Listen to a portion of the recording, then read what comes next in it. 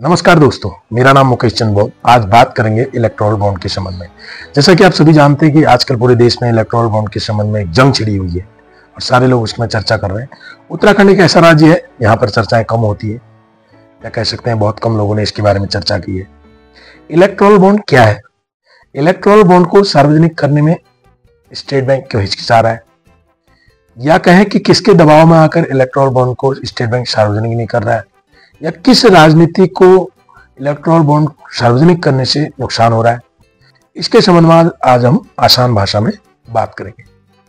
साथियों, जैसा कि आपको पता है कि 2014 के बाद भारतीय जनता पार्टी की सरकार आई और भारतीय जनता पार्टी की सरकार आने के तुरंत बाद नीरव मोदी, विजय माल्या, मेहुल चोकसी जैसे कई व्यापारी, उद्योगपति इस देश को छोड़ के भाग गए। यहां तक कि केंद्र सरकार ने 50 से अधिक उद्योगपतियों का 68,000 करोड़ रुपए माफ कर दिया। दूसरी तरफ सोशल मीडिया के माध्यम से आप लोगों ने देखा होगा, सुभाष चंद्र का प्रकरण काफी चर्चाओं में रहा। सुभाष चंद्र का सरकार ने 5,000 करोड़ का रुपए माफ कर दिया। उसके बाद अंबानी, अडानी, आए दिन हम पेपरों में पढ़ते रहते हैं कि इतना 1,000 करोड़ रुपए फलाने उद्योगपति का माफ कर दिया। दूसरी तरफ यदि हम बात करें, आए दिन गरीब, किसान, मजदूर आत्महत्या कर लेते हैं। बैंक का कर्ज ना चुका पाने से फलाने किसान ने आत्महत्या कर दी, फलाने किसान ने आत्महत्या कर दी, उस मजदूर ने आत्महत्या कर दी, उस गरीब के बेटे ने जो शिक्षा के लिए लोन लिया था उसे नहीं चुका पाया, उसने आत्महत्या कर दी। तमाम अखबारों की खबरें आपको पढ़ने में मिल जाएंगी। लेकिन अब यहां यह जानना आवश्यक है कि सरकार द्वारा केवल उद्योगपतियों का ही कर्ज माफ क्यों किया जाता है, गरीब, किसान, मजदूर का कर्ज माफ क्यों नहीं किया जाता है?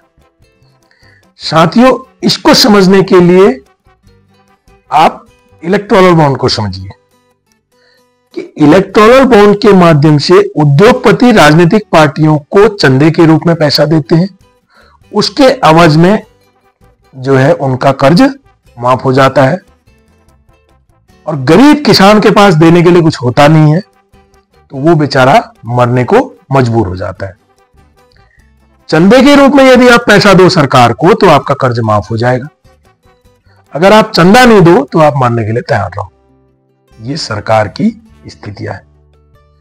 कई सारे आपने सुना होगा, एयर इंडिया, BHEL, रेलवे, ये सब संस्थान निजीकरण इनका हो चुका है, यानी कि प्राइवेट हाथों को बेच दिए। जो सरकार की संपत्ति है उनको निजी हाथों में बेच दिया, और निजी हाथों में इसलिए बेचा क्योंकि चंदा आया आपके पास, उससे आप अपनी पार्टी में चुनाव लड़ते हैं, चुनाव जीतते हैं उस पैसे से, और उनको, अपने मित्रों को बड़े बड़े उद्योग देते हैं, उद्योग धंधों में उनका सहयोग करते हैं।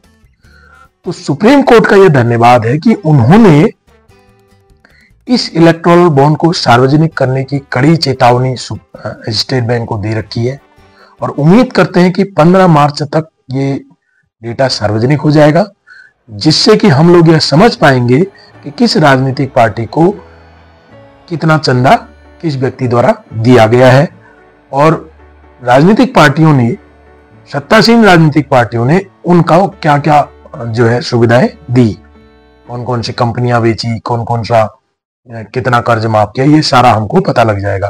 साथ ही उम्मीद करता हूं आप मेरी वीडियो को समझ पाए होंगे। धन्यवाद।